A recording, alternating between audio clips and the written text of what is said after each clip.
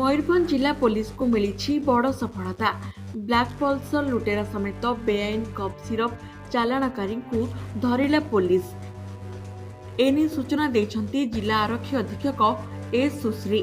Black Pulsar गाड़ी रे आसी सुनाहार सह विभिन्न छिनताई घटना रे 3 जन अभियुक्त को गिरफ्त करने सह सेमानक ठारू नगद 3 लाख रु अधिक टंका एवं 6 लाख टंका मूल्यर सुना अलंकार आदि बहु सामग्री जबत करिसेंती भंजपुर थाना अधिकारी। गिरफ लुटेरा माने हेले झारखंड राज्यर बरसोला थाना अंतर्गत राजेश सामल, बोहरागोड़ा थाना अंतर्गत शासन ग्रामर सोमदत्त नायक एवं बारिपदा टाउन थाना अंतर्गत मधुबन निवासी आदिकरा और बसंत सारक।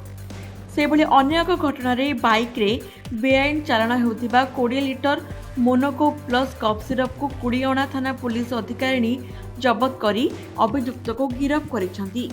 गिरफ अभियुक्त जनक हेले बालेश्वर जिलार औपदा थाना अंतर्गत माटीगढ़ शासन प्रतापपुर ग्रामर रजत कुमार कर।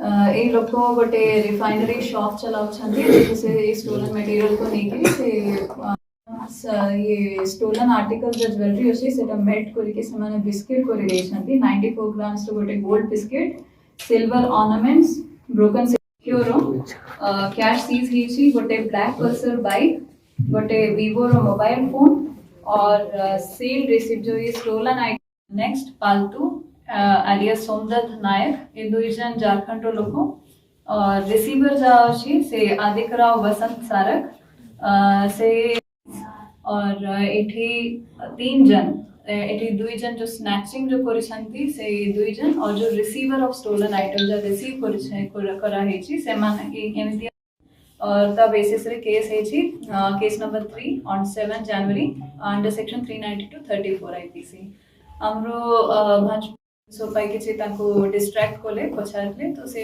जानो नहीं करके कहला बेले से हठात रे तांकर जो गोल्ड चेन अछि सेटा स्नैच करके 2 जन एक्चुअली 5 तारीख होई छी 5 तारीख जनवरी को से घर को बाहर थिला बेले से 2 जन मोटरसाइकिल रे आसिले गोटे ब्लैक पल्सर मोटरसाइकिल रे और हेलमेट पिंधि। मयूरभंज संजीव कुमार रंजित को रिपोर्ट ओडिशा संवाद।